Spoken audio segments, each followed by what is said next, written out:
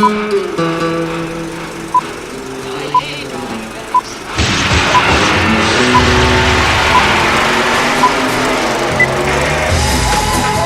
to the Reviews Without Remorse podcast with Joe and Dave.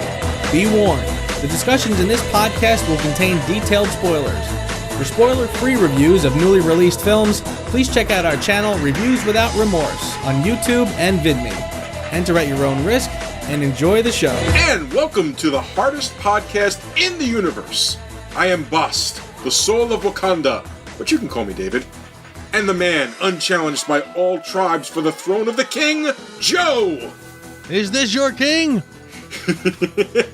This is episode 53, and in this show we will discuss, news is kind of slow. Everything seems to be talking about everything and everything Black Panther related, and since we're covering that movie, Joe and I are going to cover 3 films that we've seen. 3 Billboards in Ebbing, Missouri, Gotham by Gaslight, and Molly's Game. And then, sit back and pour your favorite vibranium cocktail as Joe and I review Black Panther. How are you, man? I am good. I am very good. Fresh off of seeing Black Panther, excited to talk about it. Yes, I actually got the opportunity to see it twice, thanks to my company being a bunch of cheap sons of bitches.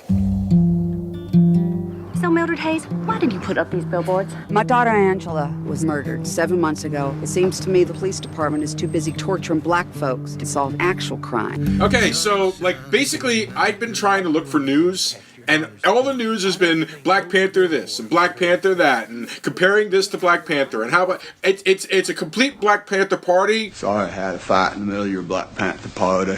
I just feel like, we talked about it and we decided we're going to go over a couple of movies that we've seen. Which we've actually been putting off, because there's been so much going on and we haven't just gotten to them yet. So we're gonna start with you. We're gonna go Joe, me, Joe, because Joe has 2 and I have 1. So Joe, tell us a little bit about 3 Billboards in Ebbing, Missouri. Tremendous film. I can definitely see why it is so high on a lot of lists and why it's getting a lot of nominations. It's a little different than what I expected, because there was a lot more. It was a lot funnier. There was moments of actual levity and a lot of moments of actual levity in an otherwise pretty dark, dreary theme. The performances were spectacular. I gotta hand it to Sam Rockwell. Jesus, that guy is really good. He is. I guess he's the kind of guy who will never be leading man material, but he is a guy who is willing to put himself out there, do whatever. Play the parts that other people don't want to play, and man, does he just knock it out of the park. He is really tremendous. To go on that a little bit, I've always loved Sam Rockwell. I'm not 100% sure where I saw him first, but I remember him as far back as Galaxy Quest, where he played the red shirt, who was just panicking the entire time about, "But I don't have a name, man!" But honestly, you say he's not a leading man, and I think he actually does have the ability. Moon is a prime example of him being a leading man. Yes, awesome movie. I guess what I was leaning towards is that he's not going to be a George Clooney. He's not going to be on the cover of People magazine anytime soon. He can carry a film for sure. And I am very interested in seeing this movie. In fact, I believe I actually have that. Yes, I do. I just recently added it, and I should probably watch it at some point. Yeah. You'll like it. It's a very, very captivating film. Every minute of it you're pretty riveted the whole entire time, and it's another great movie because again, just when you think the true villain is going to emerge, and you know what I mean, like there's no single dimension characters. Everybody's there. All the heroes are flawed, and all the villains have some redemptions to them. And it is definitely a story with a cyclical sort of message that, things go around and round, and there's just no resolutions to anything. And, even though we desperately want to close the lid on something and put it to rest, you know what? There's always something else. And that's just sort of what life is all about. It's a good statement on life in a lot of ways, I guess.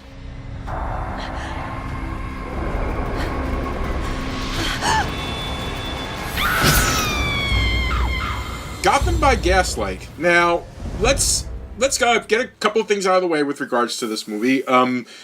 Many years ago, every once in a while, DC would come out with a comic book that was kind of like an alternate world version of their characters, and they would call them Elseworlds. And it was their way of, not destroying continuity, not like they were big on continuity to begin with, but, take their characters into new and interesting directions. Gotham by Gaslight was one of them. It was written by Brian Augustin, and it was beautiful. The artwork was beautiful. The story was well done, and the idea is this is the Victorian age, Gotham City, and Batman starts as Batman, and his first investigation is Jack the Ripper.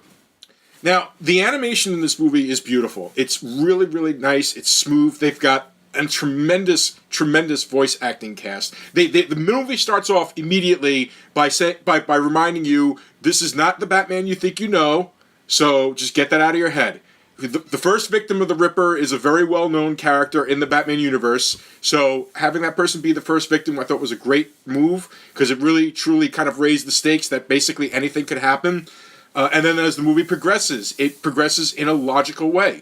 I enjoyed the story. I love the voice act. Bruce Greenwood really is underrated as Batman. I have liked him as Batman since he played the part in Young Justice. Yeah, he's no Kevin Conroy, but man, he still does it justice. There's much more maturity in the part. I agree. I like him. I agree with that. I like him as Batman a lot. I thought he was a terrific voice actor. Yeah. And one day you'll watch Young Justice and you'll see what I mean about a really good DC show. But which brings me back to this. Here we go again. Another great DC animated movie. Well done, well acted, beautiful animation. Had me guessing to the end. I hadn't read the graphic novel. I had kind of skimmed through it years ago. It was one of those books I meant to go to. So I was genuinely shocked by where it went and by its ending. So for me, that's a great surprise. I like that. I thought it was excellent. I would definitely recommend it. If you were looking for a number from me, I'd give it a 7, easily. Okay. I watched the first half of it. I kind of conked out, but not because I was not interested. I was very interested in it, and I will definitely watch it again. I'm Molly Bloom.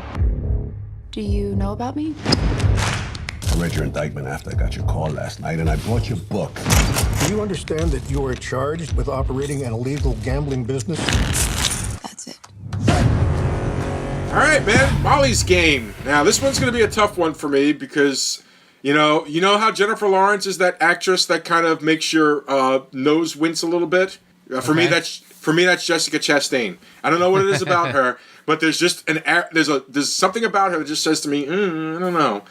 It's interesting. It's interesting because it's a biopic. It's interesting because it was a true life story. I think if it was not a true life story, you'd probably be saying to yourself, okay, why am I watching this? And that's kind of not a knock. It's just one of those movies where it's not an over the top story. There's nothing really in it that happens that is like, oh my god, I can't really believe it happened. But no, it's a very interesting story. Basically, she's as smart as a whip, very smart family. She's an Olympic skier. In the beginning, I mean, so you know that this is somebody who is used to, performance and competition. So she can pretty much do anything she wants, and she sort of ends up getting involved in running high stakes poker games, and it kind of she sort of becomes like her own casino, and of course, like as everything does, gets a little out of hand, and at some point the FBI gets involved, and she gets in some trouble. One of the best parts about it, and I won't spoil it, is at the end, and it happens to involve Kevin Costner, who is her father, who happens to be a psychiatrist. And I'll just say that it kind of gets tied up neatly, almost too neatly, where the answers are all solved, and the situation resolves itself. Mm-hmm. And again, because it's a true story, you sort of say, okay, that's interesting. If this was not a true story, it would be very uninteresting. You'd probably say like that was resolved a little too neatly, but that's how it was. So I enjoyed it very much. It's definitely worth watching. It's think of it as like a low stakes Ocean's 11 sort of, but very good and very good performances, and a very smart script. A script that is very well done. And Aaron Sorkin is the writer and director, so yes, who I think is not, Aaron Sorkin is much more well known as a writer, not as a director, but he does a very, very good job with this. and I enjoyed it a lot. What do you know about Wakanda? It's a third world country. Textiles, shepherds, cool outfits, all front. T'Challa, the king of Wakanda, rises to the throne in the isolated, technologically advanced African nation, but his claim is challenged by a vengeful outsider who was a childhood victim of T'Challa's father's mistake. Written by Ryan Coogler and Joe Robert Cole, based on characters created by Stan Lee and Jack Kirby, directed by Ryan Coogler, ladies and gentlemen, Black Panther. We are poker facing right now, aren't we? I'm kind of looking at you, saying like, who's going to crack it and go first? I'm curious. All right, so first of all, this is a beautiful looking movie. I love the design of Wakanda. I love the look of it. I love the feel of it. My biggest problem with this movie, and I'm going to start with my biggest problem with the movie, is that it's a bit generic. I'm just going to say it. Yeah, I'm going to jump on your coattail right with you. Go ahead. I won't interrupt you, but yes, it's funny you say that. Okay, superhero origin stories have this thing. And I'm sorry, I'm going to bring it up. I'm going to start with Superman the movie, the Christopher Reeve Superman the movie. The beauty of this Christopher Reeve movie was not only did it give an origin that was faithful to the comics, not only did it give us an emotional reason for Clark to be who he was and everything like that, but it gave us a villain that wasn't Superman's... This Lex Luthor should not be able to defeat Superman, but he nearly does. And that's what makes him such a compelling villain.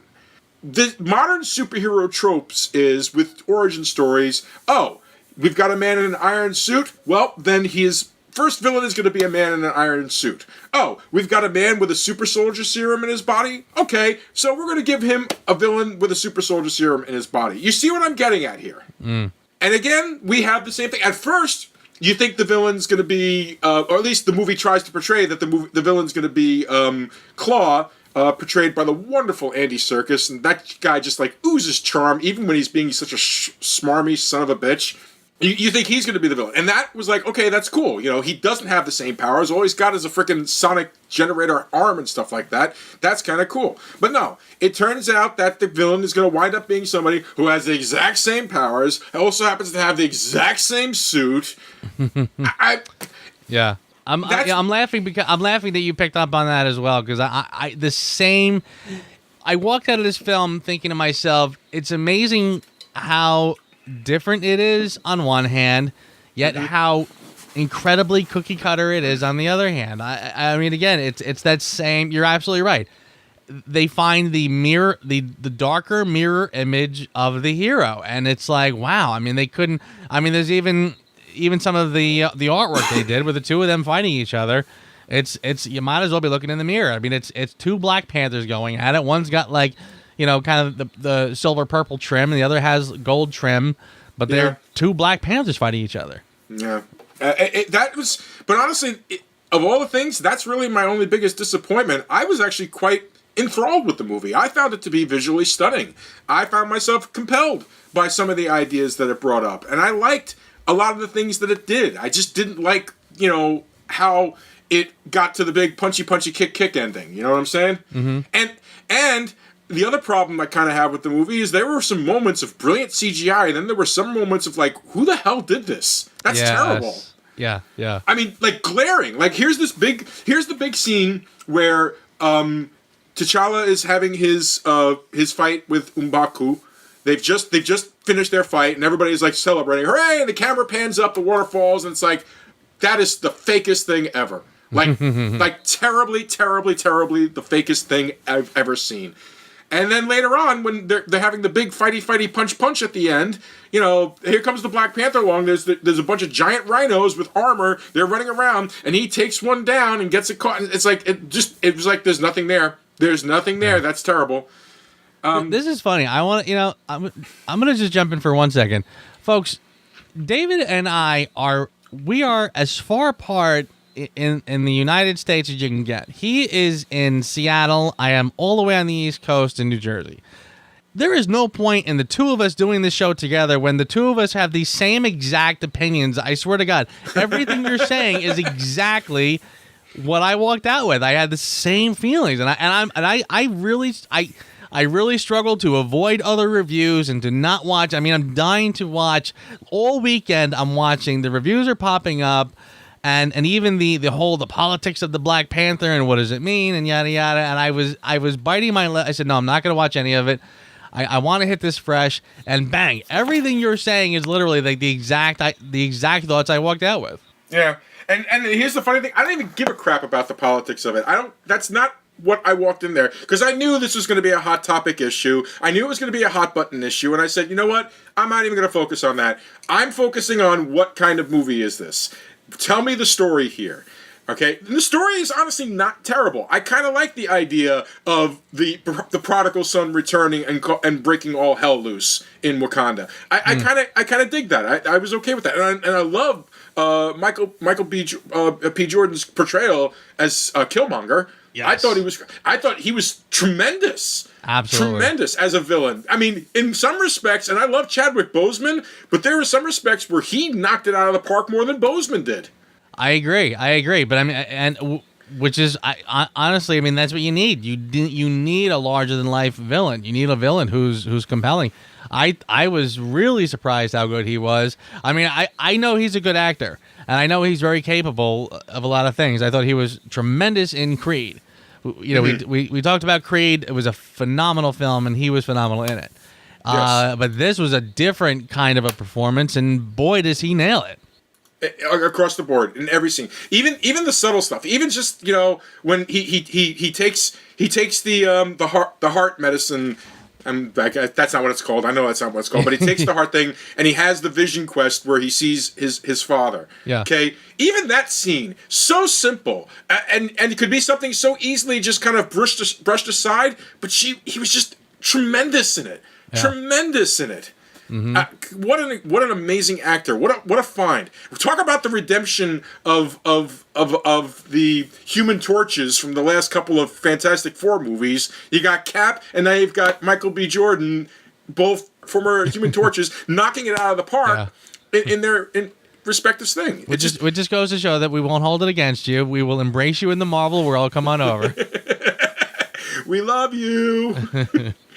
We will not hold your former sins against you. We have a place for you here in Marvel.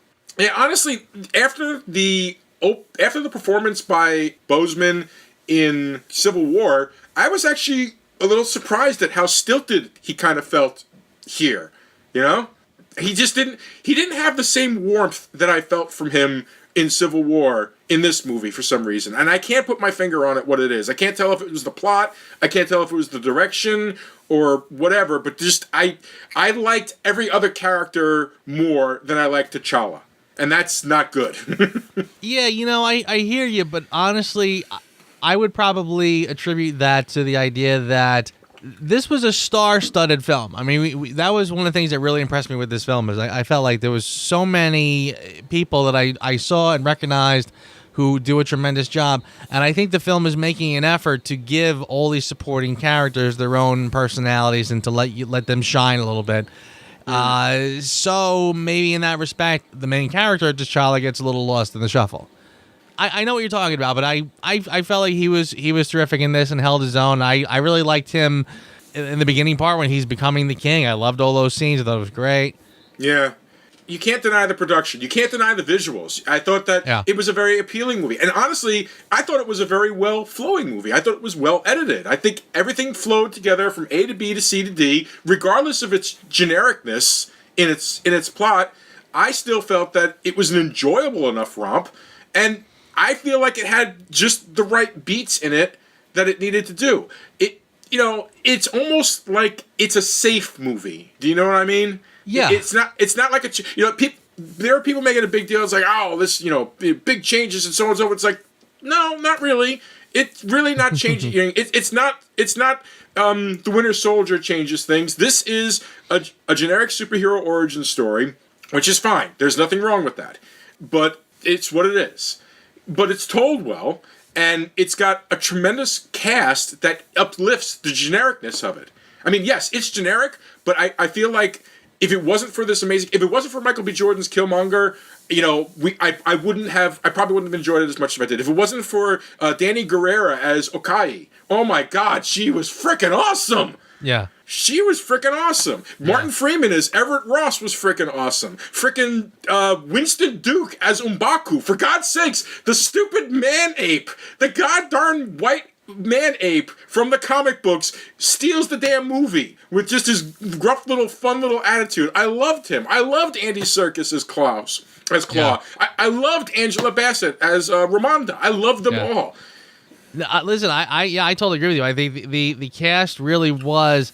The cast was amazing. I really, that was one of the things I walked away with, and I just went, wow. I mean, that I really enjoyed. I do agree with you that is, at the end of the day, this is a very generic story. And it's funny, again, because so many people are doing cartwheels for it because it's the first black superhero, which, frankly, it's really sort of not exactly. It's the first black Marvel standalone film, I guess. Yeah, everybody always forgets about Meteor Man. Hey, you had Meteor Man, Blank Man, you had... Yeah, let's oh, hey, how about this? How about Blade? You know, he had 3 freaking movies. Yeah, there you go. You had Blade. Hey, Catwoman is a black superhero movie. It's a terrible black superhero movie, but it counts. Yes. Yeah, it counts to me too. Steel with Shaquille O'Neal. There you go. Yeah. It's like maybe what they're trying to say is the first good black superhero movie, and I'll give them that. Just because you're trying to forget a lot of those doesn't mean they weren't there. Yeah, seriously. Yeah, but you're right. I mean, it is sort of amazing how kind of cookie cutter it really was. I mean, you know, as I started to say before that this one sort of is a little different because there's world building involved. But then again, I was like, no, wait a second, Thor. I mean, Thor had to sort of invent the world of Asgard. You know, the Guardians of the Galaxy, same thing. You're still this world. So this is not that different. And honestly, I kind of felt like I was a little. I noticed that there was not a lot of. I mean, I feel like I could sum up a lot of Wakanda in just a few places. You know, the place where they have the battle for the challenges or whatever. They had the room where the tech is, and they had like a street that they walked down. And I kind of felt like, you know, you didn't really see much beyond that, which is sort of odd. In fact, there was except for establishing shots, yeah. Right, yeah. And in fact, I thought it was sort of odd, like when they bring Everett Ross back to Wakanda, and there's this whole thing about like, oh my God, are we going to let him see the tech? I thought for sure what they were going to do is set up a little room, just kind of like at the end of the first Captain America, where they just make it like a plain old hospital room, not realizing that just outside there is all this magnificent tech. But no, they just sort of let him wake up in the room, and she's like, yeah, oh yeah, that's that over there, and that's that over there, and it's all powered by whatever, and it's like, all right, well, okay, so I guess now... So much for thousands of years of secrets, right? Right, just kind of let him, whatever.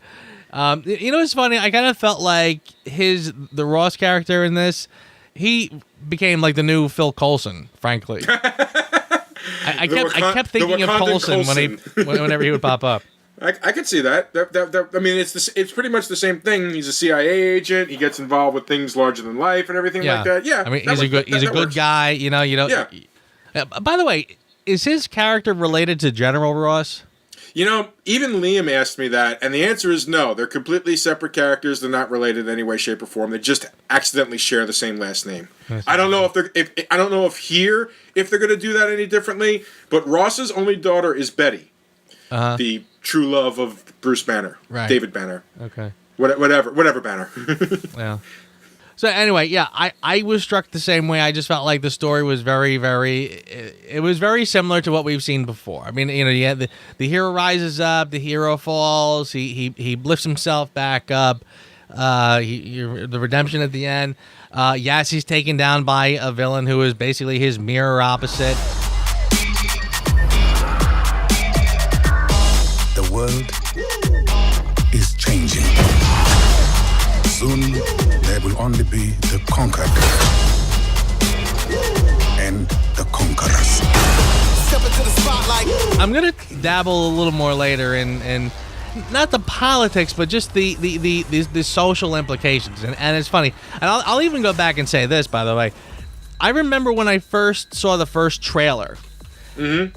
You were moderately impressed, if I remember correctly. I was. I think I was actually very impressed. And it was funny when we were talking about it, how I was already being very, very careful with the words I use. And I think I said something like, I was like, oh, wow, I love the mixture of the modern urban with the more classic urban. And I'm thinking urban is a safe word, right?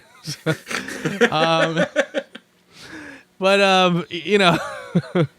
I was sort of struck with the idea that it is this kind of blend of classic African culture, yet also kind of exaggerated because it's classic yet modern, and kind of combined with sort of a modern technology vibe. And I remember thinking, like, that's gonna go one of two ways. And I'm thinking, if this is a bad movie, it might start getting the pitchforks and the torches might come out and say, this is racist because it's a caricature of whatever.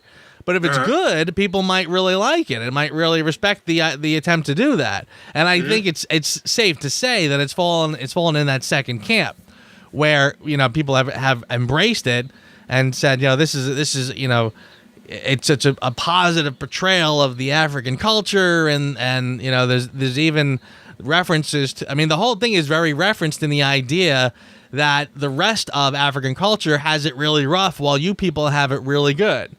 And I'll even dip into this bit of politics. I did sort of wonder if this is sort of a statement on the Trump years, with the idea that like Trump wants to build the wall, right? And he's very much about, and I'm not even going to get into the pros and cons, but he's very much about the idea that America comes first. We got to look out for ourselves, and the other people can fend for themselves for a while.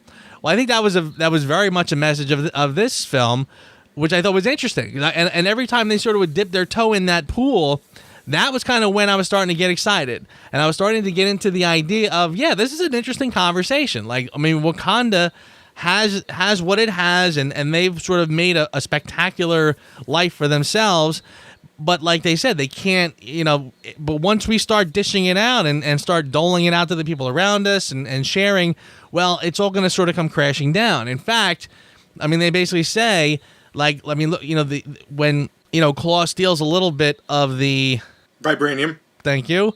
And look at the havoc it causes. So how can we let this out? We have to keep it a secret. And so again, I thought that was sort of where things in this film got a little more interesting, because it started to get topical, and it started to get, and again, the best scripts are the ones that really do show you this both sides of the argument fairly. You know what I mean? Like if if it's too lopsided, and then it becomes preachy. But it did show you that, well, look, there's pros and cons to everything that they're saying. And that's why, again, also why the villain is so compelling in this. The villain is very compelling because his whole argument is just that. You people are living here, living the life. You left me out there in Oakland on the basketball court. Now, that was sort of interesting, too, by the way, but I'll get to that. But basically, his point is like, we have nothing and you have everything. It's time to spread the wealth a little bit. Justice your king couldn't deliver.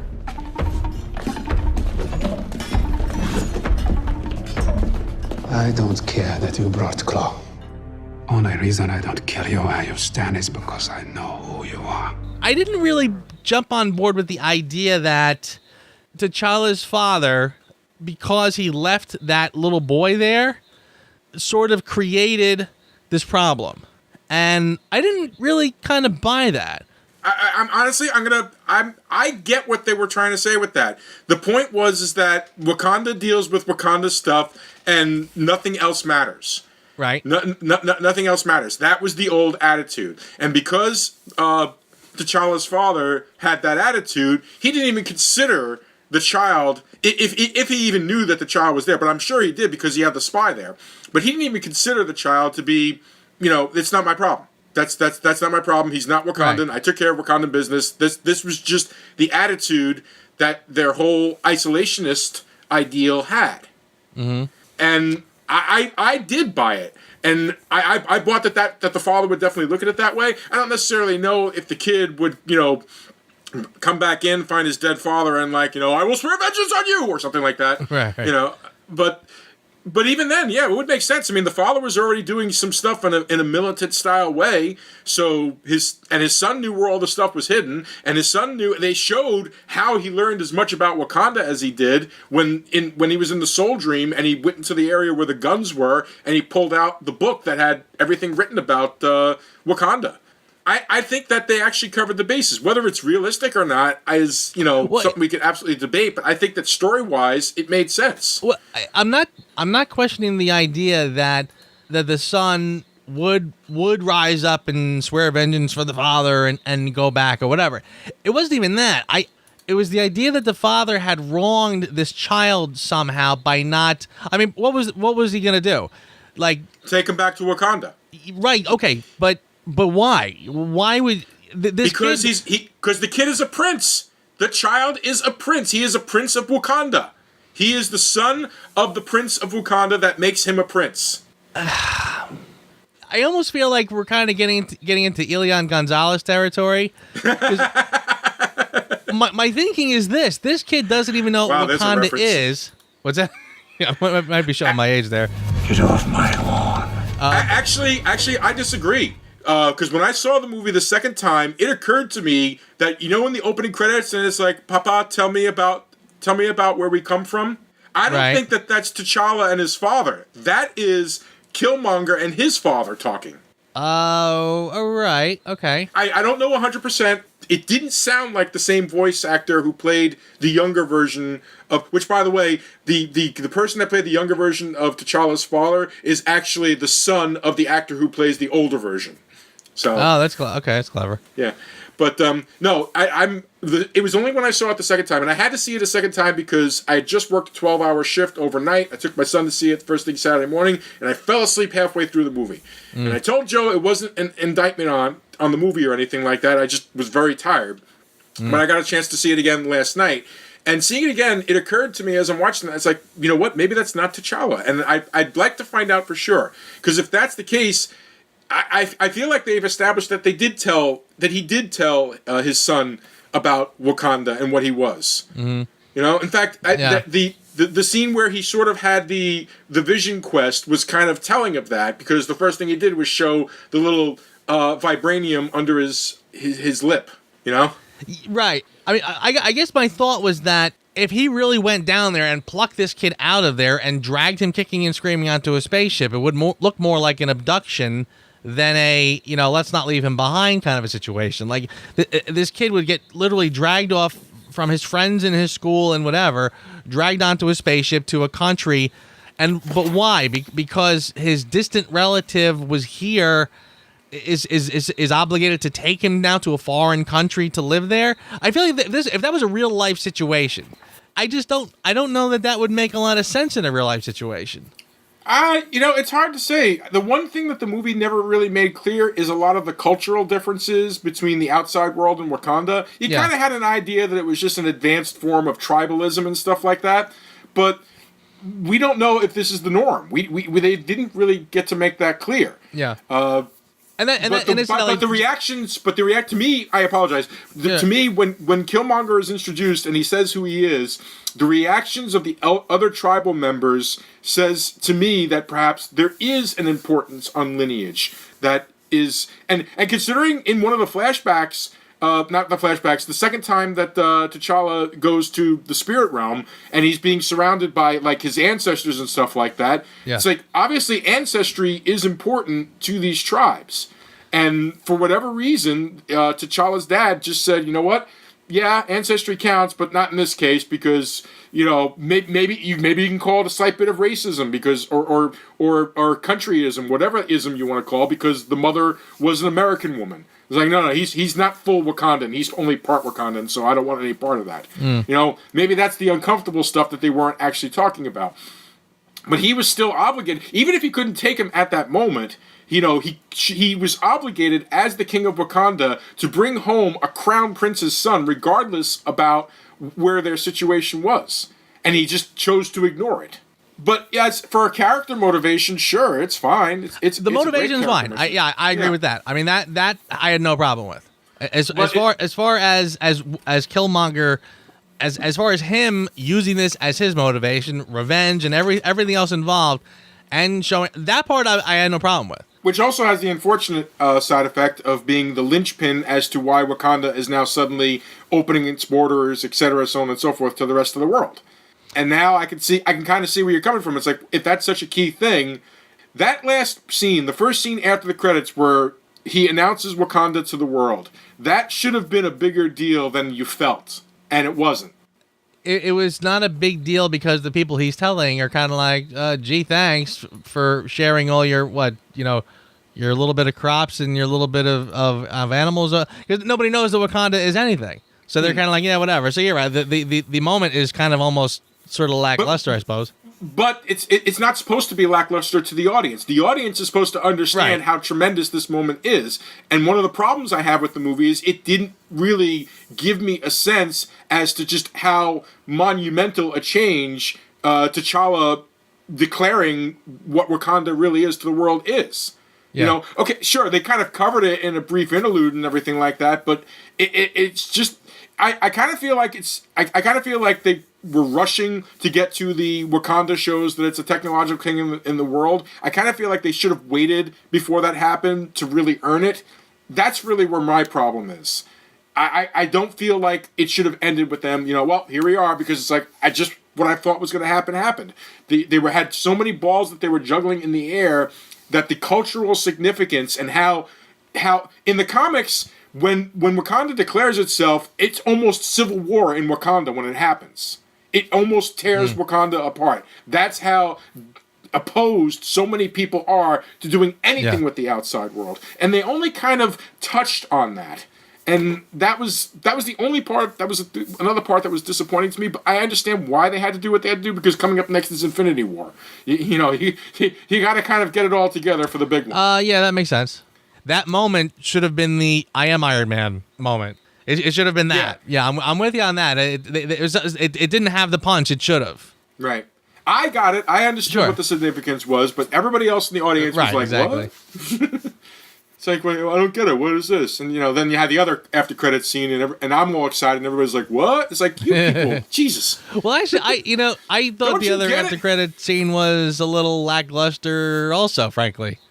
Oh, dude, no, okay. Somebody asked me about the after credit scene without spoiling it, and I said, it's not much. It's moving a chess piece, but it's kind of an important chess piece that had to be moved. So what am I missing from that though? I mean, we knew he was there.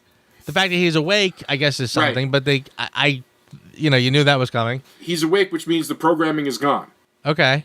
So, right, the only reason he's awake is the programming is gone. So that's what I meant by they moved another chess piece into place. So he's awake. He's already better. All we have to do is deal with getting him a new arm, and boom, Bucky's back in action. Yeah. Okay. Yeah. I that was good. It was good. It was just kind of like, but him just, hey, what's up?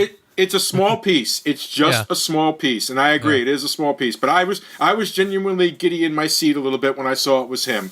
Yeah. So well, it was nice to and again nice to tie this back into the overall. Honestly, there were not a lot of ties to the bigger Marvel universe of this story. That was again whereas Spider-Man: Homecoming was loaded with them.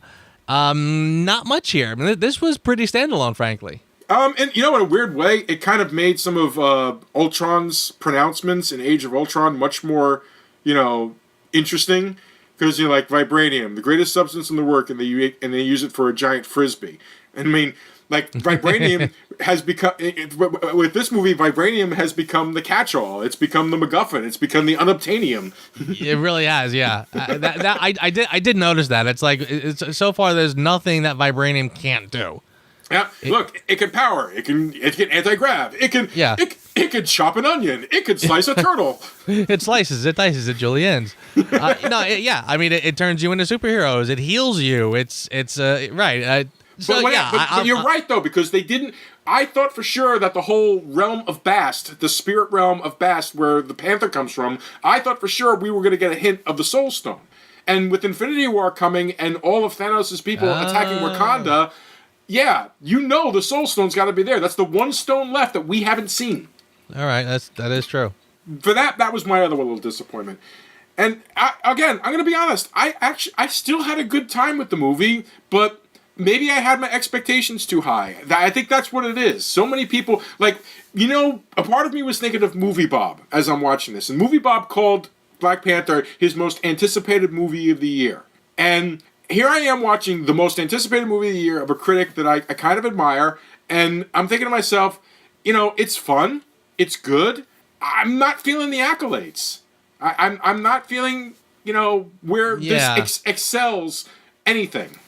Is this the affirmative action Marvel movie? Oh, shut up! Shut up! Well, I'm asking. I mean, I think that's a valid argument. It's a valid question. I mean, the thing. This movie had like a straight 100% on Rotten Tomatoes for a long time before it got the first semi-glowing review, which knocked it to 99. Yeah. I mean, is this a perfect film to you? Or is this something, or is everybody gonna rally behind it because it's the first black superhero movie, and therefore we can't say anything bad about it? I mean, like I said, it's a solid movie.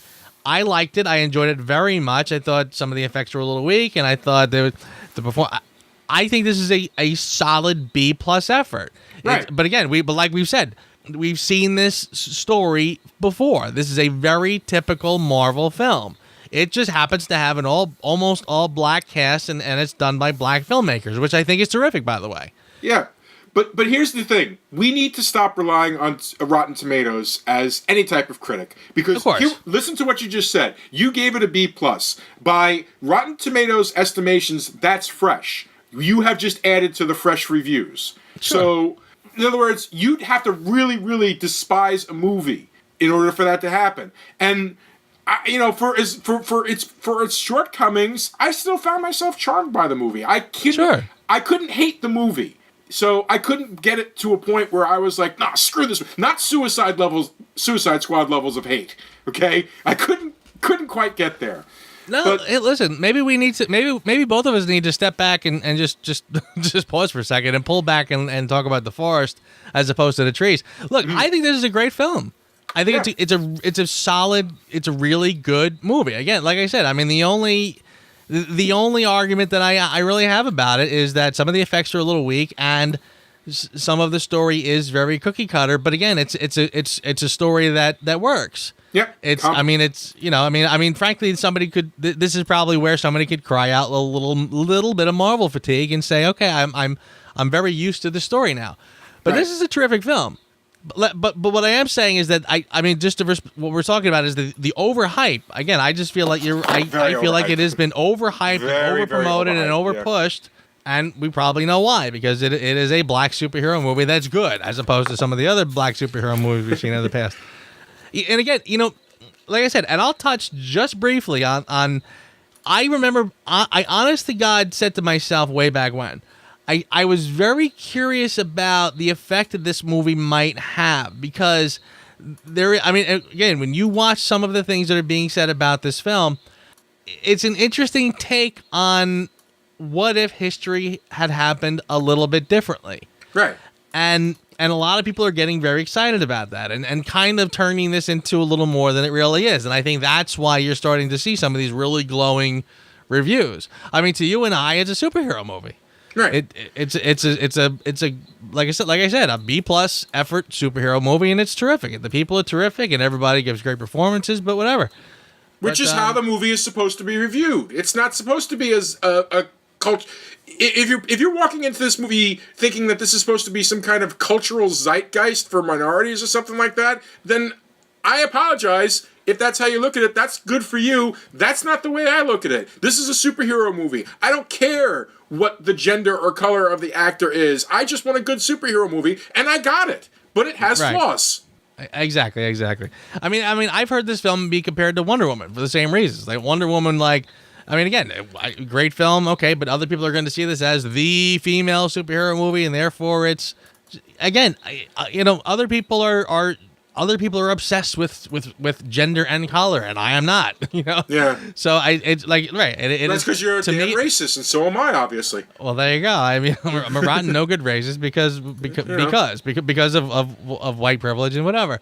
Yeah. Hey, I just like superhero movies. So and again, I don't. And Movie Bob actually made some good points. And it was funny. He did something about this, and I can't remember if it was just before he saw it or just after. But basically, he was saying, like, you know, this is a big cultural. It's a huge cultural thing, and it's giving people a lot to get excited about, and yada yada yada. And he kind of wrapped it up by saying, should it bother me that at the end of the day, this is still a Disney product that's been sold to us to sell toys? You know, it's not what everybody's turning it into. Yet I don't want to be the turd in the punch bowl and tell them there's anything wrong with enjoying it for that. Yeah. So, you know, it's just whatever.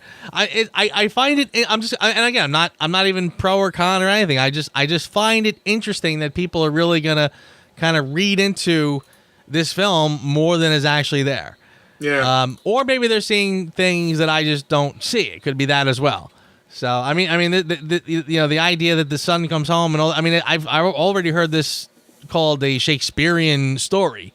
You know, because of these things with the fathers and the sons and the dirty deeds of our parents or whatever. So you know, okay, but you know, it's solid. It is absolutely a solid film, though. Yep, agreed. I'm not gonna complain too much about it. And I don't want to make any bigger of a deal than it needs to be. I'm not looking at it as a cultural touchstone. I'm looking at it as a superhero movie because that's what it plays itself up as. Black Panther. Must feel good. Sitting here comfortable. What do you want? Your secrets. Your weapons. I'ma burn it all. This ends today. So, Joe, what did you give it?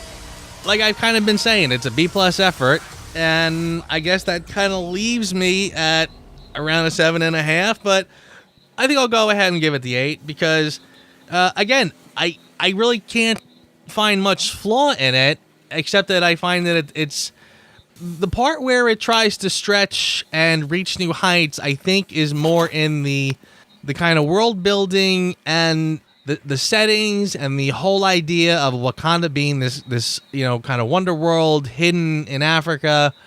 But the story itself is pretty simple. And, you know, but again, some of the best stories are the simple stories that work. There were things in it that I kind of scratched my head a little bit. I mean, just the idea that Michael B. Jordan, again, we didn't really even touch on this, but the idea that he shows up and he is eligible for the throne, just I didn't quite get why that was. So the idea that Michael B. Jordan shows up, nobody kind of raises their hand and say, look, you weren't here and we're not going to call a do-over just because you say so. You know, I'd almost say, like, it would have been perfectly reasonable to say, you know, dude, you missed your chance. We said whoever wants to can raise their hand, and you weren't here. So we're not calling a do-over just because you showed up. Well, Joe, I'm not disagreeing with you, but plot force. It's as simple as that. Plot force. We're delving much deeper into something that just had to be there for plot reasons. That's it. It's cheap. It's chintzy. I agree with you. But that's just what it was supposed to be. You're trying to find some kind of cultural, you know, thing here, and they're just trying to make sure, hey, that at some point he loses the crown and gets the crown back. You know, like a freaking rom-com. Yeah, you're right. You know, oh no, he's got the crown. Oh no, he doesn't have the crown. Oh no, he's got the crown back again. Yay! Yeah. Happy ending. I mean, again, that's perfect. You're right. You're absolutely right, and I'm probably just overthinking it, and I just, like, you know, but that's what I do. So with that, I'll just sum it up and say this is a solid 8 for me. I think it's a really good, enjoyable movie, familiar but good. Yep, and I also gave it an 8 because of the same exact reasons. You know, it wasn't perfect, no, but it wasn't offensively unperfect.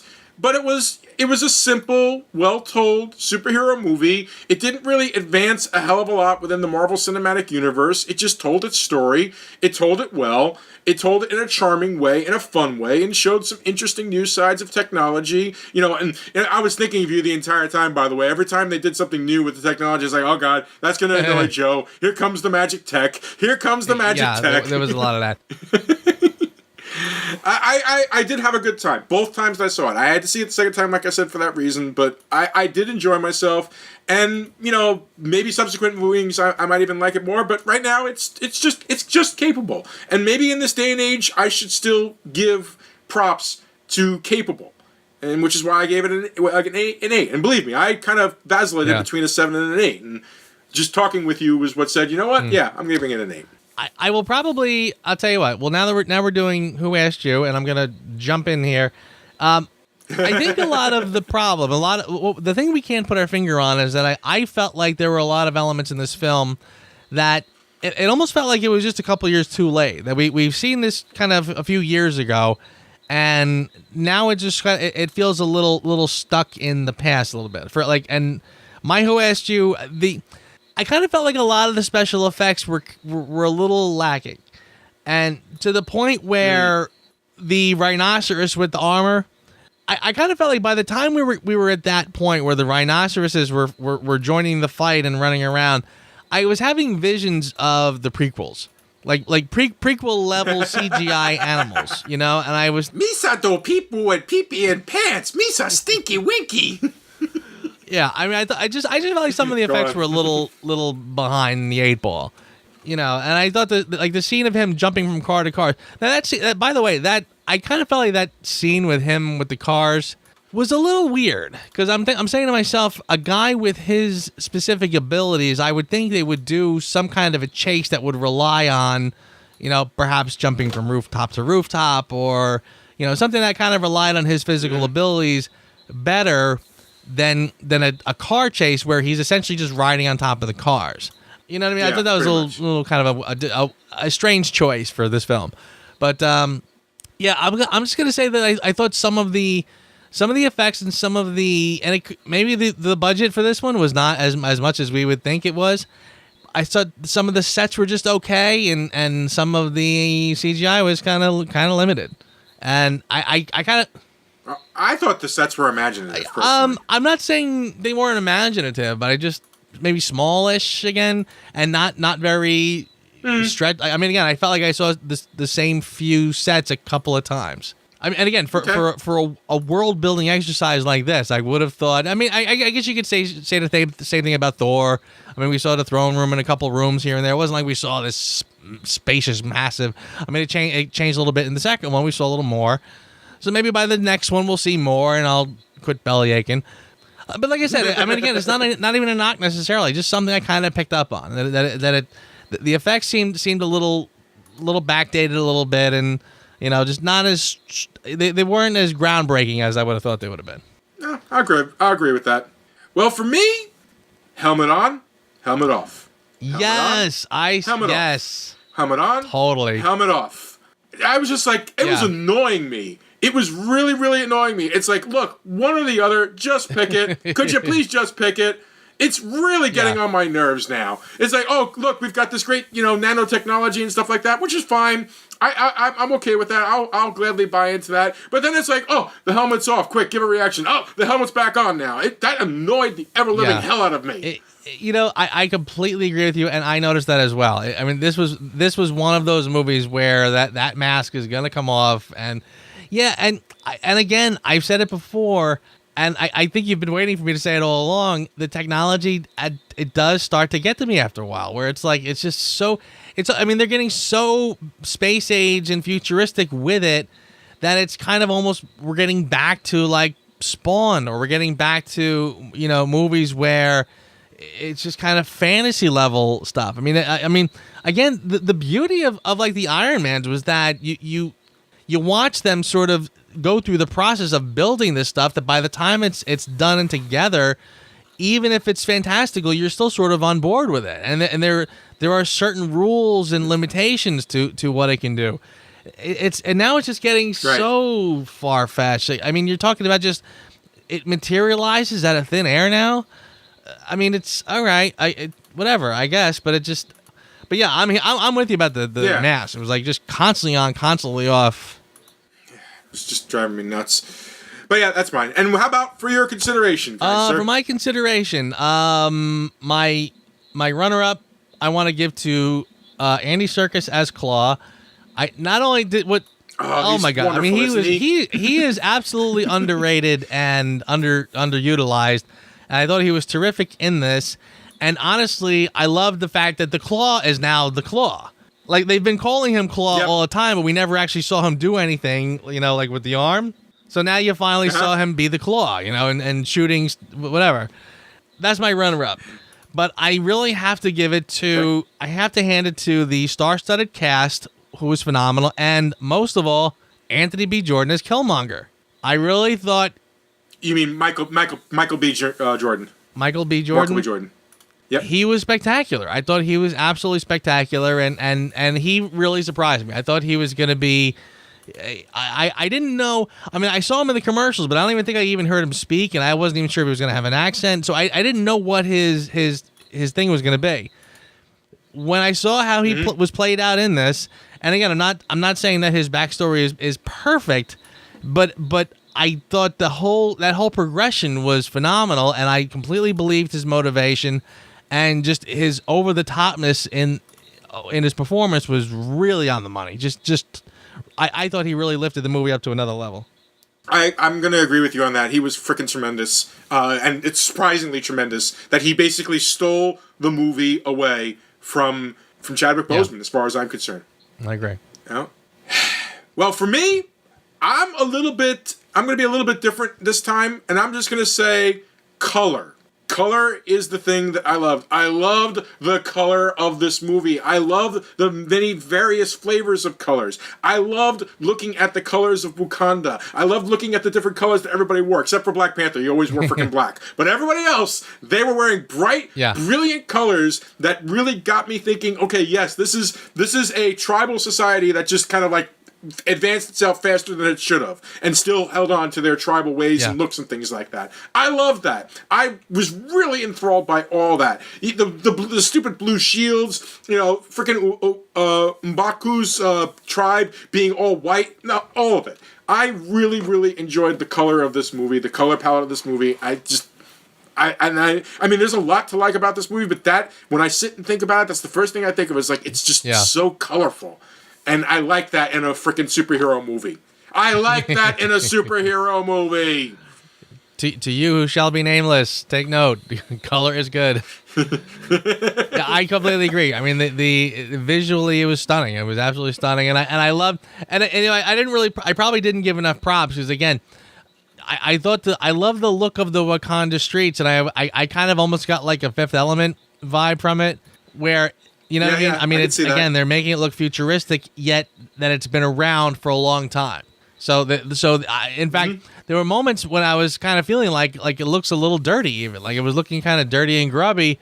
But it's like no. This is a culture that's been around, they said, for thousands of years. So it's not, even though it's high tech. It's high tech. It's still been around. So I thought that was pretty sharp, pretty smart thinking. I agree. All right, but all told, and there it is, ladies and gentlemen. That is our take on the wonderful, fun, but, middling Black Panther. I agree, which rounds out our Captain America series with the Black Panther. And again, the final shot of Bucky, I think, is pretty on point because, again, it does round out that trilogy. That we got our last look at the Winter Soldier to sort of close this out, which means next week we are into the Mission Impossible series. We are going to discuss the first half of Mission Impossible, which is funny because we had to sort of break it up, but I think that's kind of good because I think 6 solid weeks of Mission Impossible would have been rough. So we got the first 3 into the early bit of March, and then we will finish out the Mission Impossible series in July as Mission Impossible 6 Fallout comes out the end of July. My friend, another good show. So until next week. Good night, my good friend. Thank you for a great show. Thanks for listening to the Reviews Without Remorse podcast with Joe and Dave. Join us here every Thursday for a new episode. And be sure to check out the Reviews Without Remorse channel on YouTube and VidMe for spoiler-free reviews of new releases, as well as in-depth discussions of current and classic cinema. If you enjoy this podcast, please consider becoming a patron. You can find our page at patreon.com. As little as $1 a month goes a long way. All clips in this podcast are used for commentary and critique, and is considered fair use. No copyright infringement is intended.